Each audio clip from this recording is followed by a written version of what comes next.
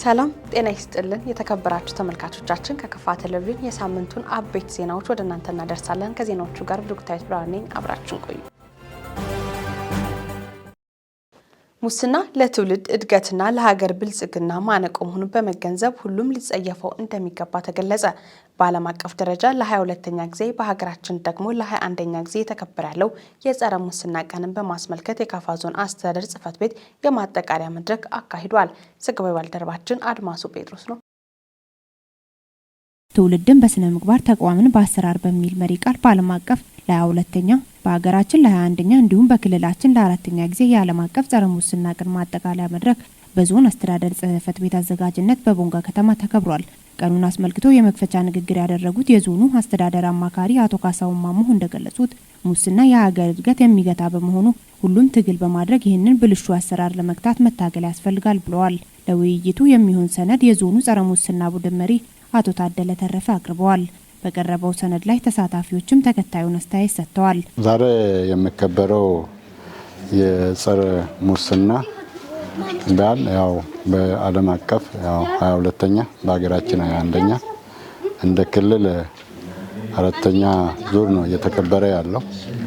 የዚህ ዓላማ ከላይ እስከ ታች ያለውን የጸረ ሙስና በቦታው እስከ ታች መዋቅር ድረስ ህብረተሰቡ ዘንድም የዘለቀውን ጸረ ሙስና ለመቀነስ ያክል የሁላችንም ትግል ያስፈልጋል ማለት መነሻነት ያው ካሉ ሴክተሮች ያንዳንዱ ሴክተር እንደመነሻ ተወያይተው የመጣው እንደ ዞን ደግሞ አጠቃላይ ዛሬ ውይይት የተደረገ ያለው ሙስና በሁሉም አቅጣጫ ይገለጻል። በሁሉም ቦታ አለ። ይሄን ማሻሻል ይቻላል ብሎ ነው ይሄ አቋም በተባበሩት መንግስታት ድርጅት የተመሰረተው። በዓለም አቀፍ ደረጃ በ2ኛ በሀገራችን 21ኛ በክልላችን 4ኛ የሚከበረው ይሄን ዓላማን ማከል ያደረገ ነው። ለምን የሚባል ሁሉም ነገር ከሙስና ጋር የተያያዘ ነው። የዚህ መድረክ ዓላማ በሚመለከት በእርግጥ ይሄ ስፔሻሊ በዚህ ህዳር ወር ላይ እንደ ሀገር እንደ ዞን እንደ ወረዳ እንደ ሀገር አቀፍ ደረጃ በትኩረት አቅጣጫ እንደሚከበር ኢንፎርሜሽን ነበረን። ከዛ በመነሳት እኛ እንደ ዞን ፖሊስ መምሪያ ሁሉንም ፖሊስ አባላት በዚህ ዙሪያ ላይ በደንብ አወያይተናል። ምክንያቱም ስናወያይ አንደኛ ህዝቡ ከኛ በብዛት ለህዝብ እንቀርባለን፣ አገልግሎት ከኛ ያገኛል። ከዛ ጋር ተያይዞ ምንድነው በእኛ ተቋም የሚሰሩ እንደዚህ አይነት ክፍተቶች፣ ችግሮች የሚለውን ነገር በደንብ ለመዳሰስ ሞክረናል። ሙስናና ብልሹ አሰራርን ለመግታት ከባለድርሻ አካላት ሊደረግ የሚገባውን አስመልክቶ ከባለድርሻ አካላት ሊደረግ የሚገባውን አንስተዋል። ሁሉም ማህበረሰብ ያው ሙስናን ለመከላከል ምን ያስፈልጋል? ያው መታገልን ይፈልጋል። ካየም መጠቆም ነው ዋናው። ከተጠቆመ ያው ለመከላከል ህጉ መጀመሪያ ምንድነው የሚለው ያው ማስመለስ ነው። ከዛ በኋላ ለመከላከል ህጉ በህጉ ጋር አገናኝተው የሚመለካ እንትና ጋር ያው የሚያስተምረውን ቅጣት ይሰጣል። የተባከነው ሀብት ካለም ደግሞ ማስመለሱ የባለድርሻ አካላት ይሆናል ለማለት ፈልገን። እንቅፋት ነው ከሀብትም ከተለያየ ብክነት ለአንድ ግለሰብ የሀብት ማከማቻ እንዳይሆን ህብረተሰቡ ነቅቶ ከታችኛው ህፃናት ድረስ እንዲከላከል ለማድረግ ስል ነው። ሙስና ምንድነው? ሙስናና ገንዘብ አንድ ናቸው። ገንዘብ ባለቤቱ መንግስት ነው። አንዱ ወስዶ ያጠራቅምና ሀብታም ይሆናል። ሙስናም የዚህ መገለጫ ነው። ምክንያቱም የተሰጠ ስራን የተሰጠን አገልግሎትን ለህዝብና ለመንግስት ለአሰራር ማገልገል ሲገባ ለግል ጥቅም ማዋል ማለት ነው። ለግል ኩራት ማለት ነው። ለግል ዝና መስራት ማለት ነው። ቀጣይ ትውልድ ከሙስና የጸዳ ሆኖ እንዲወጣ ሊሰራ ይገባል ያሉትንም ጠቁመዋል። በሙስና ትግልን ከህፃናቶች ያው ከታችኛው ህፃናት ነው። ምንድነው ከቤተሰብ ነው የሚጀምረው። ህፃናት ምንድነው ማባበል ያራሱ ስንልቅ ምን መሆን አለበት? ይሄን ነገር ይገዛለሁ እንደ ትናንሽ ማጣፋጫ ነገር ከቤተሰብ ነው የምንነሳው። ከዛ ወደ ላይ እየተዛመተ ይሄዳል። ካሁኑ ደግሞ እየሰፋ እየሄደ ያለው ኢኮኖሚን ያቃወሰ ነው ያለው። የመንግስት ሀብት በትንሹ ለህብረተሰቡ ለታችኛው ለድሃ ለታዳጊ እንዳይደርስ እያደረገ ያለው እንደዛ አይነት ነገሮች ስለሆነ እስከ ትምህርት ቤት ክለብ ተመስርተው እስከ ሴክተር መስሪያ ቤት የራሱ ስራ ዘርፍ ኖሮ ቢከላከልና ቢያስተምር ይቀንሳል የሚል እምነት አለ። ኢንፎርሜሽን ማስተላለፍ የሚባለው አንደኛ በስርዓተ ትምህርት ውስጥ በማካተት ነው። ሁለተኛ ህብረተሰባዊ ግንኙነትን ማጠናከር ነው። አሁንም ኢንፎርሜሽን ነው። ምክንያቱም ሁሉ እምነቶች ምእመናን አላቸው፣ ተከታይ አላቸው። መጥፎ እንደሆነ ቀጣፊ እንደሆነ አገርና ህዝብን የሚጎዳ ስለሆነ ልክ ገንዘብን መንግስት ባለቤት እንደሆነ በአንዱ እጅ ተሰብስቦ እንደገባና ሀብታምና ድሃ እንዳሰኘ ሁሉ ይሄ መንግስት የሰጠውን ስልጣን ወደ ግሉ አድርጎ የሚጠቀምበት ስርዓት መጥፎ መሆኑን ኢንፎርሜሽንን በማስተራጨት ማቆም ይቻላል፣ መቀነስ ይቻላል። እንግዲህ ሙስና ካለ አገራዊ እድገት የለም። የእድገት ሚዛን ባላንስ አይደለም። በተወሰኑ ሰዎች ላይ ነው የሚሆነው፣ በተወሰኑ መሪዎች ላይ ሲሆን በቃ ባላንስ የሆነ እይታ የለም፣ ባላንስ የሆነ ሀብት ክፍፍል የለም። ስለዚህ እንደዚህ አይነት ነገር ነው ሲኖሩ በዚህ ነገር ውጤት ማያገኙ ሰዎች በመንግስት ላይ ነው የምነሱ፣ በመንግስት ላይ ነው መጥፎ እይታ ላይ የሚገቡ። ስለዚህ አሁን መንግስት ይሄን ይዞ አቀጣጥሎ ከስር እንዲደርስ ማድረጉ ጥሩ አግባብነት ያለው ነገር ስለሆነ በጣም ተጠናክሮ መቀጠል ያለበት። ከሙስናና ብልሹ አሰራር የጸዳ ተቋምና ዜጋን በመፍጠር የሀገሪቱን ብልጽግና ማረጋገጥ አለብን ሲሉ የደቡብ ምዕራብ ኢትዮጵያ ሕዝቦች ክልል ስነ ምግባርና ጸረ ሙስና ኮሚሽን ኮሚሽነር ሙሉ ሰው ዘውዴ ተናገሩ። ትውልድን በስነ ምግባር ተቋምን በአሰራር በሚል መሪ ቃል በክልል ደረጃ የጸረ ሙስና ቀን ማጠቃለያ መርሃ ግብር በሚዛን አማን ከተማ ተካሂዷል። ዘገባ የባልደረባችን ሳሙኤል ቆጭቶ ነው። በዓለም አቀፍ ደረጃ ለ22ኛ ጊዜ በሀገር አቀፍ ደረጃ ለ21ኛ ጊዜ እየተከበረ ያለው የጸረ ሙስና ቀን በደቡብ ምዕራብ ኢትዮጵያ ሕዝቦች ክልልም ለ4ኛ ጊዜ ትውልድን በስነ ምግባር ተቋምን በአሰራር በሚል መሪ ቃል በሚዛን አማን ከተማ ተከብሯል።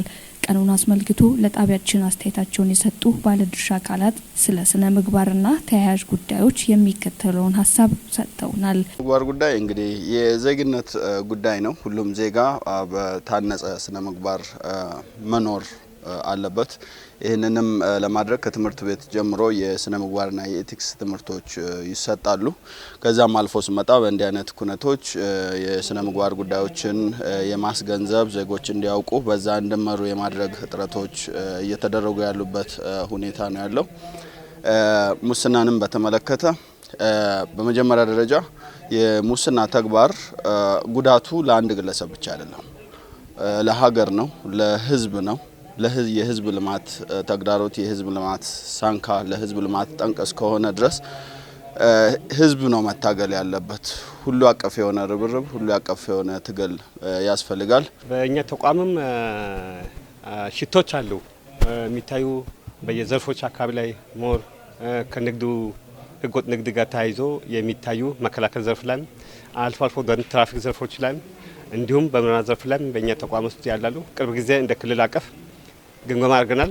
አጣጥተን በህግ የሚጠይቁትን በህግ እንዲጠይቁ አድርገናል። ከኃላፊነት እንዲነሱ አድርገናል። ሙስናና ብልሹ አሰራር በሀገር ኢኮኖሚ ላይ የሚያደርሰውን ተጽዕኖ በራሳቸው እይታ ምን መልክ እንዳለውም ተናግረዋል። እንደ ሀገራችን ያሉ ታዳጊ ሀገሮችን ለማልማት በቁርጠኝነት የሚሰሩ ትላልቅ ሜጋ ፕሮጀክቶች አሉ። ለአብነት ለማንሳት ያክል እነኛ ሜጋ ፕሮጀክቶች በጥንቃቄ ከተያዙ ለእንዲህ አይነት ሙስናና ብልሹ አሰራር፣ ለሌብነት፣ ለዘረፋ የተጋለጡ ናቸውና የሙስና ትግሉ በጥንቃቄ መመራቱ እንዲህ አይነት መንግስታዊ የልማት ፕሮጀክቶችን ከማስጠበቅና ዳር ላይ እስከደርሱና የማህበረሰቡን ተጠቃሚነት እንዲያረጋግጡ ጉልህ ሚና አለው ለማለት እወዳለሁ። የደቡብ ምዕራብ ኢትዮጵያ ሕዝቦች ክልል ስነ ምግባርና ጸረ ሙስና ኮሚሽን ኮሚሽነር አቶ ሙሉ ዘውዴ በበኩላቸው በዘርፉ የሚፈጠረውን ምዝበራ ለመከላከል ኮሚሽኑ ከተለያዩ ተቋማት ተቋማት ጋር በቅንጅት እየሰራ መሆኑን አብራርተዋል። መቼም ቢሆን ሙሰኞች ይፈጠራሉ፣ ሙሰኞችም ይኖራሉ። ግን ዲፈረንሱ ምንድነው? ሙስና ሲፈጠር ማጋለጥ የሚችል አሰራር ስርዓት መፈጠር አለበት ነው። ተደብቆ የሚቀር ጫካ መሆን የለበትም። ተቋማችንን ጫካ ማድረግ የለብንም ነው። ዞናችን ጫካ ማድረግ የለብንም። ግልጽ ማድረግ አለብን። አደባባይ ላይ መውጣት አለበት ሌባው የሚል ነው። ከተጠያቂነት አኳያ አንዱ ከፖሊስ ኮሚሽን ጋር እንሰራለን። በዚህ መድረክ ላይ ተገኝተዋል። ከፊቲ ቢሮ ጋር እንሰራለን። እኛ የሙስና መረጃዎችን የማመንጨት እና ለፊቲ አካላት የማቅረብ ኃላፊነት እንወስዳለን። በዚህ በኩል የነበሩ ክፍተቶችን ከማረም አኳያ ዘንድሮ በጣም ጥሩ ስራዎችን ሰርተናል። በእያንዳንዱ ዞን፣ በእያንዳንዱ ወረዳ፣ በእያንዳንዱ ከተማ አስተዳደር የቀረቡ ጉዳዮች በኮሚሽኑ እጅ ያሉ ፖሊስ ጋር በምን ደረጃ ላይ ደረሰ የሚለውን ቴክኒካሊ ከህግ አኳያም ያሉ ጉዳዮችን እየመረመረ የሚመራ ቴክኒክ ኮሚቴ ስራውን ጀምሯል። ስለዚህ ከዚህ ስንመለስ ምንድን ነው ያለው የሚለው ነገር አጠናክረን ነው የምንሄደው። ክልል ከዞኖች ጋር ያለውን ጉዳይ ያጠናክራል። ክልል እርስ በርስ ያለውን ግንኙነት ያጠናክራል። ዞን ደግሞ ከዞን ካሉ ቅድም ካነሳናቸው መስሪያ ቤቶች ጋር ያለውን ግንኙነት በዘላቂነት ካስቀጠለ ወረዳም ከተማ በዚህ ልክ መረጃ የምንለዋወጥበት ፕላትፎርም ተፈጥሯል። ሙስናና ብልሹ አሰራርን በመከላከል የህብረተሰቡን የልማትና የመልካም አስተዳደር ችግሮች መቅረፍና በጋራ መስራት እንደሚገባ ያሳሰቡት ደግሞ የክልሉ የፐብሊክ ሰርቪስና የሰው ሀብት ልማት ቢሮ ኃላፊና የክልሉ ርዕሰ መስተዳደር ተወካይ አቶ ንጉሴ ወልደ ጊዮርጊስ ናቸው። ህብረተሰባችንንም እየጎዳን ያለ ነው፣ ትውልድን እየበደልን ያለ ነው። እኔ ነኝ ድርሻ አለ የሚለው ነገር ካልተወሰደ በመንግስት ላይ በተቋማት ላይ ብንንጠለጠል ዋጋ ስለማይኖረው ከዚህ በኋላ ድርሻችን መወጣት ይኖርብናል። በሌላ ጎኑ ልማቱ እንዳይደናቀፍ የህዝባችን ጥቅም እንዳይጎዳ የመከላከል ስራ ነው ተብሎ መወሰድ አለበት። የኔም ጥቅም ነው ተብሎ መወሰድ አለበት ማለት። በሃይማኖት ተቋማት መኮንን አለብን፣ በትምህርት ተቋማት መኮንን አለብን። በእያንዳንዱ ቢሮ በምንሰራው ስራ ሌብነትና ብልሹ አሰራርን መኮንን አለብን። ስለዚህ እዚህ ላይ በጋራ ከሰራን ችግሩን መቅረፍ ይቻላል። ሌላው የባለ ድርሻ አካላት ተሳትፎ ነው። በጣም በተለይ አባቶች፣ ሽማግሌዎች አስተምሩ። ከእናንተ አልፎ ሌባ ለሚሆን ሰው ግን ጠበቃ፣ ሽማግሌ ምናምን አትሁኑ።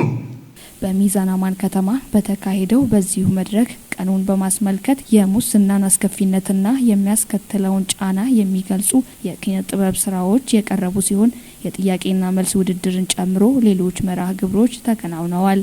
ከዚህም በተጨማሪ በክልል ደረጃ ሙስናና ብልሹ አሰራርን ለመከላከል የበኩላቸውን ድርሻ ለተወጡ ግለሰቦችና ተቋማት የእውቅናና የምስክር ወረቀት እንዲሁም የዋንጫ ሽልማት ተበርክቶላቸዋል። በስነ ምግባር ግንባታና በጸረ ሙስና ትግል ሂደት የከፍተኛ ትምህርት ተቋማት ሚና የጎላ እንደሆነ ተጠቆመ። የዘንድሮ የጸረ ሙስና ቀን በቦንጋ ዩኒቨርሲቲ በተለያዩ ዝግጅቶች ተከብሯል። ዘገባው የባልደረባችን ታጅቶ ከበደ ነው። ወንድሙ ከክሉ ያቀርበዋል። ትውልድን በስነ ምግባር ተቋምን በአሰራር በሚል መሪ ቃል በዓለም ለ22ኛ ጊዜ በሀገራችን ደግሞ ለ21ኛ ጊዜ እየተከበረ የሚገኘው ዓለም አቀፍ የጸረ ሙስና ቀንን ምክንያት በማድረግ በተዘጋጀው መድረክ ላይ የመክፈቻ ንግግር ያደረጉት የቦንጋ ዩኒቨርሲቲ ተጠባባቂ ፕሬዝዳንት ዶክተር ደገላ እርገን ነው። በስነ ምግባር የታነጸ ዜጋን ለማፍራት በሚደረገው ጥረት የትምህርት ተቋማት ሚና የጎላ መሆኑን አስረድተዋል። ትውልድን በስነ ምግባር ማነጽ የቤተሰብ፣ የሃይማኖት ተቋማት በዋናነት ደግሞ የትምህርት ተቋማት የጋራ ኃላፊነት ነው። ሙስናን የሚጸየፍ ትውልድን የመፍጠር ተልዕኮ ለነገ የማይባል ጉዳይ መሆኑን ጠቁመዋል። እንደ ሀገር ሙስናን የማይሸከም ህብረተሰብ መፍጠር ለነገ የማይባል ለሀገር ህልውና፣ ለኢኮኖሚ እድገትና ለሰላም እሴት ግንባታ የማይተካ ሚና ያለው ጉዳይ ነው። የቦንጋ ዩኒቨርሲቲ በዘርፉ የተጀመረውን እንቅስቃሴ አጠናክሮ እንደሚቀጥልም ፕሬዝዳንቱ አስገንዝበዋል። እንደ ተቋማችን የጀመርናቸውን የግዢ፣ የፋይናንስ፣ የንብረት አስተዳደር ስርዓት በቴክኖሎጂ የማዘመን ስራ ከምርምርና ማህበረሰብ አገልግሎት ጋር የተገናኙ የሀብት አጠቃቀም ጉዳዮችን የአሰራር ስርዓት በማበጀት ወጪ ቆጣቢና ተልዕኮ ተኮር እንዲሆኑ በማድረግና የላቀ የአሰራር ግልጸኝነት በመፍጠር የጸረ ሙስና ትግሉን በአሰራር የመደገፍ ተግባር አጠናክረን እንቀጥላለን። ቦንጋ ዩኒቨርሲቲ ከተቋቋመበት ጊዜ ጀምሮ በዓሉን በማክበር ላይ የሚገኝ ሲሆን የዛሬውን ዕለት ልዩ የሚያደርገው አንደኛው ከበላይ አመራሩ ጋራ የሀብት ምዝገባ ስነ ስርዓት የምናከናውንበት፣ ሁለተኛ ተማሪዎች በአገርና በዓለም አቀፍ መድረኮች ላይ ተወዳዳሪ እንዲሆኑ በተቋማችን የአምባሳደር ተማሪዎችን በ2017 ከፍተኛ ውጤት ያላቸውን አወዳድረን በጸረ ሙስናና ኮሚሽን ሄደው እየተወዳደሩ እንዳሉና አሁን ወደ ሙሉ አምባሳደርነት በአገር ደረጃ እንደሚሸጋገሩ፣ ሶስተኛ ቃላችንን አድሰንና ተደጋግፈን ተቋማችንን ወደፊት ለማራመድ ባዘጋጀነው የአቋም መግለጫ ቃል የምንገባበት ዕለት መሆኑ የዛሬውን ልዩ ያደርጋል። ተማሪ ሲገባ የተማሪ ስነ ምግባር ምን ይመስላል፣ ግቢ ውስጥ በሚገቡ ሰዓት ተማሪዎች ምንን መምሰል ይችላሉ በሚል እናወያያለን። ቅድመ ሲገቡ ሀብታቸውን መምህራኖችም ሀብታቸውን እንዲያስመዘግቡ እናደርጋለን። ተማሪም ሲገባ ኦሪየንቴሽን እንሰጣለን። በአለባበስ ዙሪያ በስርዓት ምን መሆን አለባቸው የሚለውን ሲገቡ ተማሪ ሲገባ እናዘጋጃለን። ተማሪን እንጠራለን፣ እናዘጋጃለን። አስተያየት የሰጡ የበዓሉ ታዳሚዎች በበኩላቸው ብልሹ ስነ ምግባርንና ሙስናን የመከላከል እንቅስቃሴ በሁሉም አካባቢ በሁሉም ተቋማት ተጠናክሮ መቀጠል እንዳለበት ገልጸዋል። ሁለት አይነት ስነ ምግባር ነው ያለው። ብልሹ ስነ ምግባርና መልካም ስነ ምግባር የሚባል ስነ ምግባር አለ። ያው መልካም ስነ ምግባር የሚባል ስነ ምግባር ለራስ ታማኝ መሆን ነው። መጀመሪያ ለራስ ታማኝ መሆን በአካሄድ፣ በአሰራር፣ በአበላል፣ በአነጋገር፣ በሁሉም ነገር ለቤተሰብ፣ ለማህበረሰብ፣ ለአገር፣ ለዓለም በማሰብ ለኔ ብቻ ሳይል ለሌላውን በማሰብ የሚታይ ነው መልካም ስነ ምግባር። መጥፎ ስነ ምግባር የሚባለው ደግሞ ስግብግብነት፣ ከሁሉም ነገር ለራስ ብቻ ቅድሚያ ማሰብ፣ ለራስ ቤተሰብ፣ ለራስ ዘመድ፣ ለራስ ወገን፣ ለራስ ብቻ ለራስ ለመበልጸግ፣ በብቸኝነት ለራስ ሀብት ለማካበት፣ ለራስ ለመጥገብ፣ ለራስ ሀብታም ለመሆን ማሰብ፣ ይሄ ብልሹ ስነ ምግባር ነውና ስነ ምግባር ሁለት አይነት ብዬ ተረጉማለሁ በራስ ማለት ነው። እንደ ሀገር ያው ሙስናን ማጥፋት አለብን። በጋራ ሁነን ሙስናን ማጥፋት አለብን። ሙሉ ለሙሉ ማጥፋት እንኳን ባንችል በተወሰነ መንገድ ያው የተወሰነ መቀረፍ ያለባቸው ነገሮች፣ መደረግ ያለባቸውን ነገሮች እንዲደረጉ ነው ጥረት እያደረግን ያለ ነው። ሙስናን መከላከል ከግለሰብ ይጀምራል ያሉት አስተያየት ሰጪዎቹ በየደረጃው የሚገኙ ባለድርሻ አካላት በቁርጠኝነት እንዲንቀሳቀሱም ጥሪ አቅርበዋል። የጥቆማ መረጃዎች እኛ ጋር ይመጣሉ። በዛ መሰረት እዛ አካባቢ ላይ የሚደረጉትን ነገሮች በማየት የመከላከል ስራ ነው የምንሰራው። ቀድመን ነው የምንከላከለው። ጥቆማዎች ሲመጡ አሁን በቅጥር ላይ ሊኖር ይችላል፣ በግዢ ላይ ሊኖር ይችላል። ስህተት አይጠፋም። ሙስናን መከላከል የሚጀምረው ከራስ ነው የሚጀምረው። ከራስ ታማኒ ከመሆኑ ከመታመን ይጀምራል። ለፈጣሪ ከመታመን፣ ለህሊና ከመታመን፣ ለራስ ከመታመን፣ ንጹህ ከመሆን ይጀምራል መከላከል ማለት ነው። ለምሳሌ ሰዓት ማሳለፍ ራሱ ሰዓትን መስረቅ አንድ ሙስና ነው ማለት ነው። ይህንን የሚያደርጉ ሰዎችን እንዳያደርጉ በተቻለ መጠን በጓደኝነት በምንገናኝባቸው ግንኙነቶች፣ በስራ ቦታዎች መምከር፣ ማነጽ፣ መገሰጽ። ይህን አልፎ የማይሆን ከሆነ ደግሞ ለሚመለከተው አካል ማመልከት። ስልጣኑ በእጃችን ምኖር ከሆነ ባለን ስልጣን በመመሪያ፣ በአሰራር፣ በአግባብ መገሰጽ፣ በማስጠንቀቂያ፣ በአሰራር ስርዓት መጠየቅ። ከዛ ማይመለስ ከሆነ በህግ አግባብ የሚጠየቅበትን ሁኔታ በማድረግ የየራሱን ድርሻ ሰው ሁሉ መወጣት መቻል አለበት ማለት ነው። የብሔር ብሔረሰቦችና ህዝቦች ቀን መከበር የህዝቦችን ባህላዊና ታሪካዊ እሴቶችን ከማስተዋወቅ ባለፈ የእርስ በርስ ትስስርን የሚያጠናክር መሆኑን የቦንጋ ዩኒቨርሲቲ ገለጸ። ዲሞክራሲያዊ መግባባት ለህብረ ብሔራዊ አንድነት በሚል መሪ ቃል 20ኛ የኢትዮጵያ ብሔር ብሔረሰቦችና ህዝቦች ቀን በዩኒቨርሲቲ ተከብሯል። ዘገባው የታምራት ኃይሌ ነው። አማኑኤል ክንፍ ያቀርበዋል።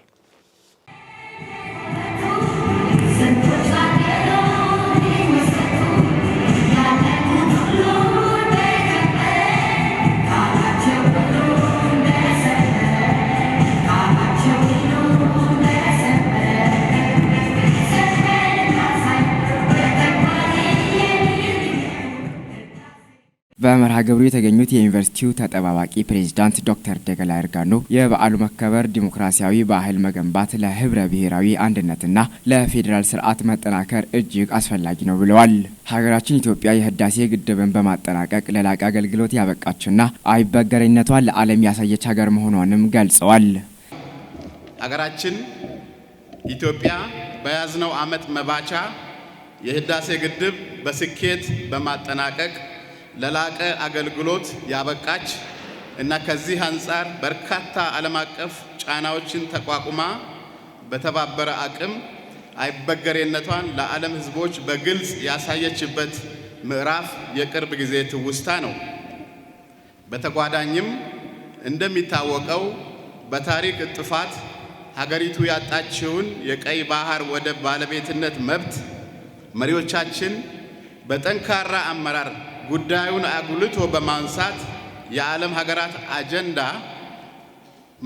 አጀንዳ ማድረግ የተቻለበት ዓመት መሆኑ የዘንድሮውን የብሔር ብሔረሰቦችና ህዝቦች ቀን በዓል አከባበር ደማቅ ያደርገዋል።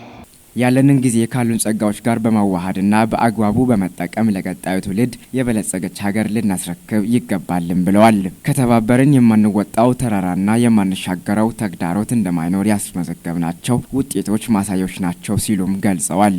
ተቋማችንን የሰላም ተምሳሌት ስላደረጋችሁና ይህም ባህል ሆኖ ስለቀጠለ አድናቆቴን መግለጽ እፈልጋለሁ። እንደ ህብረ ብሔራዊት ሀገር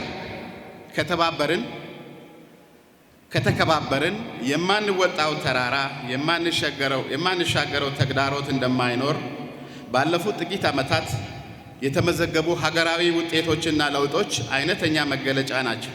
ከዚህ አንጻር ሀገራዊ አንድነታችንን መጠበቅ ከመቼውም በላይ እጅግ አስፈላጊ ጉዳይ መሆኑን መገንዘብ ተገቢ ሲሆን ልዩነታችንን በውይይትና በምክክር መፍታትና ዴሞክራሲያዊ ባህልን በማጎልበት የተሻለች ሀገር መገንባት እንደሚጠበቅብን አውቀን የየበኩላችንን አስተዋጽኦ እንድናበረክት ጥሪዬን አቀርባለሁ። ያነጋገርናቸው የዩኒቨርሲቲ መምህራንና ተማሪዎች በሰጡት ሀሳብ ህገ መንግስቱ ለዜጎች ያጎናጸፏቸው መብቶች የሚንጸባረቅበት በዓል መሆኑንም አስረድተዋል። ቀኑ ሲከበር ባህልና የቋንቋ መሰል መገለጫዎች ጎልተው የሚወጡበት ከመሆኑም ባሻገር የዲሞክራሲ ምንነትን የምንረዳበት መሆኑንም ገልጸዋል። ህብረ ብሔራዊ አንድነትን ለማጠናከር የሚጠበቅባቸውን ኃላፊነት እንደሚወጡም አረጋግጠዋል። እንደ ዩኒቨርሲቲ ማህበረሰብ ያው ብዙ ሚናዎች ይጠበቁብናል ብዬ አስባለሁ። ለማስተማርም ስንገባ ብዝሃ የሆኑ ተማሪዎች ነው ያሉን። ስለዚህ ያን ብዝሃነት መረዳት ያስፈልጋል ማለት ነው። ያን ብዝሃነትን አድሬስ ማድረግ የሚችል የማስተማር ዘዴ፣ ተማሪዎችን የመቅረብ ዘዴ ያስፈልጋል ማለት ነው። አንድ አይነት ሰው ስለማይጠብቀን በስራም ስንመጣ እንደዚሁ ነው። ሰራተኞቹ ብዙ አይነት ሰዎች ናቸው። ስለዚህ የነዛን ማንነት መረዳት እና ማክበር ያስፈልጋል። ተማሪው ጋም ስንሄድ እንደዛው ነው። በአንድ ዶርም ውስጥ እንኳን 8 ተማሪዎች ቢኖሩ 8ቱም ከአንድ ክልል አይሆንም። ከተለያየ አካባቢ ነው የሚሆኑት፣ ከተለያየ ቋንቋ ነው የሚሆኑት፣ ከተለያየ ባህል ነው የሚሆኑት። ስለዚህ እነዚህ ተማሪዎች የአንዱን ባህል አንዱ አውቆ ተረድቶ ተከባብሮ ነው የትምህርት ጊዜያቸውን ጨርሰው መሄድ ያለባቸው ማለት ነው። ስለዚህ ይሄ ደግሞ እውን እንዲሆን የግንዛቤ መፍጠር ስራ፣ የተለያዩ ኢቨንቶችን የመፍጠር ስራ እንደ ዩኒቨርሲቲ ይጠበቃል ብዬ አስባለሁ። ዩኒቨርሲቲያችን እንደሚታወቀው የብዝሃነት መገለጫ ነው ማለት ይቻላል። ትንሿ ኢትዮጵያ ነው ይሄ ኮምፓውንድና በዚህ ዩኒቨርሲቲ ውስጥ የተለያዩ ከተለያየ ብሔር ብሔረሰብ የተውጣጡ ተማሪዎች አሉ። የተለያየ ሃይማኖት ያላቸው፣ የተለያየ አመለካከት ያላቸው ተማሪዎች አሉ። እነዚህ ተማሪዎች አንድ ላይ ሆነው በመቻቻል፣ በመከባበር፣ በመፈቃቀር የሚኖሩበት ግቢ ነው ዩኒቨርሲቲ ስንል። ስለዚህ ይሄ ባህል ደግሞ በሚከበርበት ጊዜ እንደዚሁ እነዚህ ልዩነቶች ብዝሃነት የልዩነት መገለጫ ሳይሆን አንድነትን የሚያጠናክሩበት፣ አንዱ ተማሪ ከሌላው ተማሪ የሚማርበት፣ የሌላውን ባህል የሚያውቅበት፣ እንዲሁም ደግሞ የሌላውን ባህል የሚያከብርበት፣ የሌላውን ቋንቋ ጭምር የሚለማመድበትና በተለያየ አካባቢ ያሉ ባህላዊ ኩነቶች ምን ይመስላሉ የሚለውን ጭምር የሚያውቁበትና በተለይ አንድነታቸውን አጠናክረው ለዲሞክራሲ ግንባታም እንዲሁም ደግሞ ለሀገር እድገት ማበርከት የሚገባቸውን ነገር ከዚህ እየተማሩ እንዲሄዱ ሊያደርጋቸው የሚችል በመሆኑ ከፍተኛ ፋይዳ አለው ለተማሪዎች የሚል እምነት አለኝ። የብሔር ብሔረሰቦች ያው በዓል የሚከበርበት ዋንኛው ፋይዳ እኛ የመጀመሪያው አንድነታችንን ለማሳወቅ ነው። ያው ዩኒቨርሲቲያችን ትንሽ ኢትዮጵያ ትባላለች። ያ በዩኒቨርሲቲ ውስጥ ያሉ ሁሉም ብሔር ብሔረሰቦች ምንም አይነት ፓርሻሊቲ ሳይኖር አንድ ላይ በዓላቸውን እንዲያከብሩ እየተደረገ ያለ ነው። በተለይ አንድነትን ለማበልጸግ የሚደረግ ስራ ነው። በመጀመሪያ ብዙ ነገር የሚጀምረው ከዩኒቨርሲቲ ተማሪ ነው። የዩኒቨርሲቲ ተማሪ ማለት ሙሉ ህዝብን ወክሎ የሙሉ ብሔር ብሔረሰብ የሚኖርበት ነውና ለቀጣዩም እድገታችንን በዚሁ ለማስቀጠል ብዙ አንድነት ላይ መስራት፣ ልዩነታችንን በመከባበር በመቻቻል አንድነታችንን ማጠንከር ነው እላለሁ። የብዝሃ ዘርፍ ኢኮኖሚ አጀንዳዎችን ከግብ ለማድረስ በቅንጅትና በትብብር መስራት እንደሚገባ ተገለጸ። በመደመር መንግስት እይታ የዘርፎች እምርታ በሚል መሪ ርዕስ በካፋ ዞን የሶስተኛ ዙር የመካከለኛ አመራሮች ስልጠና በቦንጋ ከተማ እየተካሄደ ነው። ዘገባው የባልደረባችን ሳሙኤል ቆጭቶ ነው፣ እንደሚከተለው ይቀርባል።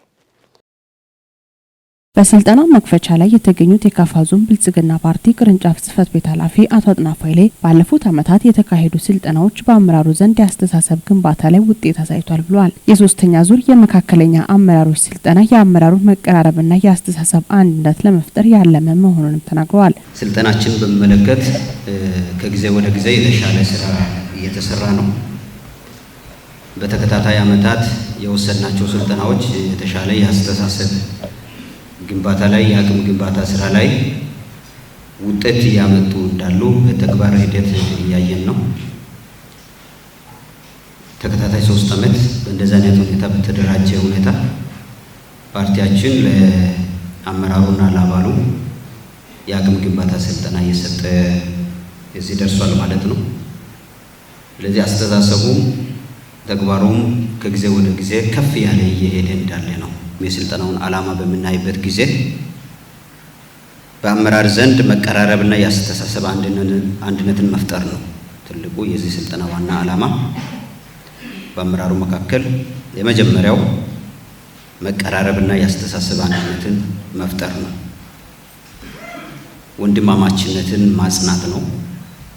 የውስጥ ፓርቲ አንድነትን መፍጠር ነው። ስልጠናው በዋናነት በግብርና፣ በቱሪዝም፣ በመሰረተ ልማትና በኢንዱስትሪ ዘርፎች ላይ እንደሚያተኩር አቶ አጥናፉ አመልክተዋል። የመጀመሪያው በግብርና ላይ የግብርናን ዘርፍ እምርታን ወይም የግብርናና ገጠር ትራንስፎርሜሽንን የሚያሳይ ርዕስ ነው። የቱሪዝም ዘርፍ እምርታ ላይም እንደዚሁ ስልጠና እንወስዳለን። የኢንዱስትሪ ልማት እምርታም የከተማ ልማት እምርታ ላይም ስልጠና የምንወስድ ይሆናል። እነዚህ አራቱ ርዕሶች በፓርቲ ደረጃ ሲመረጡ አሁናዊ የሀገራችንን ሁኔታ፣ የፓርቲያችንን እሳቤ፣ የመደመር መንግስት የያዛቸውን አቅጣጫዎች ታሳቢ ያደረጉ ርዕሶች ስለሆኑ በእነዚህ ርዕሶች ላይ ነው ጥልቀት ያለ ስልጠና የምንወስደው ማለት ነው። የተያዙ እቅዶችን ለማሳካት በመደመር እሳቤ በአንድነትና በትብብር መስራት እንደሚያስፈልግም አቶ አጥናፉ ገልጸዋል። በመጀመሪያ ደረጃ አመራሩ በዘርፎቹ ላይ የተሰጠውን ትኩረት የሚመጥን ግንዛቤ ሊጨብጥ ይገባል ነው። በሁለተኛ ደረጃ ዘርፎችን በብልጽግና እሳቤ ለመምራት የትብብርና የቅንጅት ማዕቀፍ ያስፈልጋል። እነዚህ ዘርፎች በተናጠል የሚፈጸሙ አይደሉም። ትብብር ይፈልጋሉ፣ ቅንጅት ይፈልጋሉ። ስለዚህ እንደ አመራር ለነዚህ ዘርፎች ስኬት ትብብርና ቅንጅትን በሚያረጋግጥ መንገድ ነው ስልጠናውን መውሰድ ያለበት። ለተከታታይ 8 ቀናት ስልጠና በሚቆየው በዚሁ ስልጠና ላይ 624 ሰልጣኞች እየተሳተፉ ሲሆን በማጠቃለያ በዞኑ ያሉ የተለያዩ የልማት ስራዎች ጉብኝት እንደሚካሄድ ከወጣ መርሃ ግብር ማወቅ ተችሏል። የቦንጋ ከተማ አስተዳደር ከኢትዮጵያ ፐብሊክ ሰርቪስ ዩኒቨርሲቲ ጋር በመተባበር የሚያካሂደው የስትራክቸራል ፕላን ማስጀመሪያ የውይይት መድረክ በቦንጋ ከተማ ተካሂዷል። የሚዘጋጀው የከተማ መዋቅራዊ ፕላን 15000 ሄክታር ስፋት የሚሸፍን ስለመሆኑም በውይይቱ ወቅት ተገልጿል። አማኑኤል ክንፌ ተጨማሪ ያለው የቦንጋ ከተማ አስተዳደር ከንቲባ ዶክተር ተክለ አቡሎ የቦንጋ ከተማ በ1934 ዓ.ም በማዘጋጃ ቤታዊ መዋቅር መተዳደር የጀመረች ጥንታዊት ከተማ መሆኗን ገልጸዋል። የካፋ ዞን ዋና አስተዳዳሪ አቶ እንዳሻው ከበደ በበኩላቸው ከተማዋ የርዕሰ መስተዳድሩ መቀመጫ እንዲሁም የክልል ዋና ከተማ እንደመሆኗ መጠን ምቹ ለማድረግ የተሰራ መሆኑንም ተናግረዋል። እቺ ከተማ ለማሳደግ ባለፈው ተደረገው ጥረት ከፈርጅ 3 ወደ 2 ከ2 ወደ 1 የማሳደግ ስራ ተሰርቷል። ቅድም እንደተባለው የውሹሽ ከተማ የሩፋን ከተማ ወደዚህ በማካተት ትልቅ ከተማ መሆን የሚችልበት ሁኔታ እንዲኖር ለማድረግ ታስቦ ይህ በክልል ደረጃ ጸድቋል። እንግዲህ ዙሪያውን እንደሚታወቀው በተፈጥሮ ሀብት እጅግ በጣም የበለጸገች ነች፣ ለኑሮ ምቹ ነች። ስለዚህ እቺ ከተማ እንዴት አድርገን ማሳደግ መቻል አለብን? ለኑሮ ምቹ መሆን የሚችልበት ሁኔታ እንዲኖር፣ ለነዋሪዎቿ ከውጭ ለሚመጡ አካላት ምሳሌ መሆን የሚችልበት ሁኔታ እንዲኖር፣ የኢንቨስትመንት መሆን የሚችልበት ሁኔታ እንዲኖር አሁን መንግስት በከፍተኛ ደረጃ ለከተሞች እድገት ትኩረት ሰጥቶ እየሰራ ያለበት ሁኔታ ያለውና ያነጋገርናቸው የመድረኩ ተሳታፊዎች ለቦንጋ ከተማ እድገት ማነቆ የሆኑ ነገሮችን አንስተው እነኚህን ችግሮች ለመፍታት ሁሉም የበኩሉን እንዲወጣም ጥሪ አስተላልፏል። እድገትን በሚመለከተ ረገድ ሌሎች ፈጥኖ ሊያድጉ የቻሉበት ዋናው ምክንያት የተለያዩ ነገሮች ተሟልተው ለምሳሌ ከመሰረተ ልማት መሟላት ጋር ከፕላን ከመያያዝ ጋር ተቋማትም እንኳ በስፋት በተለይ ከከተማ ልማት ጋር በተያያዘ አይነት ሁኔታ ሊሰሩ የሚችሉ ስራዎች ያለመሰራታቸው በኢኮኖሚም ቢሆን በስፋት በቡና የታወቀ ሀገር ነው። እንደ ቡና ታዋቂነታችን ኢኮኖሚያችን በዛኑ ልክ የተመጣጠነ ነው ማለት አይቻልም። የማስተዋወቅ ስራዎች ከወዲሁ የተጀመሩ ቢሆኑም ብዙ ነገሮች አሉ። እኛ በደን የተሸፈንን የተከበብነን እዛ ውስጥ ብዙ ነገሮችን እናገኛለን። እዛ ላይ ሰርጸን በፕላን ገብተን የሰራነው ነገር ባለመኖሩ እኛ ከከተሞች ወደ ኋላ የቀረንበት ለብዙ አመታት ቢያንስ በማዘጋጃ ከተመራን ከ88 አመት በላይ ወደ ኋላ የቀረን ሰዎች ነን ማለት ነው። በዛ ልክ አሁን ደግሞ በአዲስ ማስተር ፕላን ሌሎችን አካቶ ብዙ ሺህ ሄክታር መሬትን ወደዚህ አካሎ የሚሰራው ፕላን ያው ህዝብን ባሳተፈ መልኩ ማለት ነው። ግልጸኝነት አሰራር ካለ ህዝብን በማሳተፍ ከተሰራ ሁሉም በየደረጃ ያለ ዜጋ ተጠቃሚ ይሆናል የሚል ነገር ነው አለ። ከተማው ፕላኑ ከወረደ በኋላ የሚመጡ ትልልቅ ቅሬታዎችን ለማስቀረት ህዝቡ መጀመሪያ ማወቅ አለበት፣ እታች መሰረት ላይ ማለት ነው። ስለዚህ በየደረጃው ያለ ማህበረሰብ በጣም መወያየት አለበት፣ ማወቅ አለበት፣ ግንዛቤ መጨበጥ አለበት። ግላዊውን ሀሳቡን በመተው የማህበረሰብን የወደፊት የከተማችን እድገትና ማህበረሰቡ በምን አይነት መልኩ ወደፊት ተጠቃሚ ይሆናል፣ ከሌሎች ከተሞች ጋር እንዴት ሊወዳደር ይችላል፣ እንዴት ኢንቨስተሮች ወደ አካባቢችን ይመጣሉ። ህዝቡን በየደረጃው ወጣቱን፣ ሴቱን፣ አረጋውያንን፣ የሃይማኖት ተቋማትን፣ የተለያዩ ትምህርት ቤቶችን ሁሉን ባሳተፈ መልክ በማወያየት ህዝቡም ፈቃደኛ በመሆን ይሄንን በመጋራት ነገ ፕላኑ ሲወርድ ብዙ ነገር ይነካል። ለውጥ ስናመጣ የሆነ ነገር ይኖራልና እዛ ላይ ተባባሪ ሆኖ ህዝቡ አካባቢያችንን የምንቀይርበት ታሪክ ሰርተን የምናልፍበት ከተማ እንዲያደርግልን ያው በጋራ ለመስራት በጋራ ተነሳሽነት እንዲፈጠር የሚል ነገር ነው በኔ በኩል ያለው። በኢትዮጵያ ሲቪል ሰርቪስ ዩኒቨርሲቲ የከተማ ልማት ዲን አቶ ደጉ በቀለ የቦንጋ ከተማን በዘመናዊ ፕላን መምራትና ማስተዳደር የሚያስችል ፕላን ለማዘጋጀት የቅድመ ዝግጅት ስራዎች መጀመራቸውንም ገልጸዋል። የቦንጋ ከተማ ከዚህ በፊት 6000 ሄክታር አካባቢ ይሰፋል ይባላል እና አሁን ለሚቀጥሉት አመታት 10 አመታት ይህ ድረስ መስፋት አለበት የሚል ገና መረጃ ይሰበሰባል። ካሉት ነገሮች ነው። አሁን ፕላን ከሚታወቅ ወደማይታወቅ የሚወስደን ሂደት ነው። መረጃ ይሰበሰባል። ስለሚታወቁ ነገሮች መረጃ ይሰበሰባሉ ከተለያዩ አካላት ማለት ነው።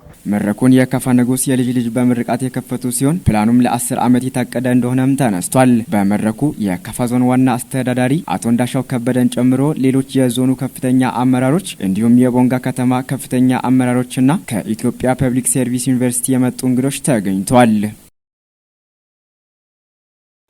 የተወደዳችሁ ተመልካቾቻችን ከካፋ ቴሌቪዥን የሳምንቱን አበይት ዜናዎች ወደ እናንተ አደረስን። ዜናዎቹን በማድረስ እኔ ብሩክታዊት ብርሃኑ አብሬያችሁ ቆይታ ያደረኩኝ። ቀሪ ጠበች መሰናዶች ይቀጥላሉ። መልካም ጊዜ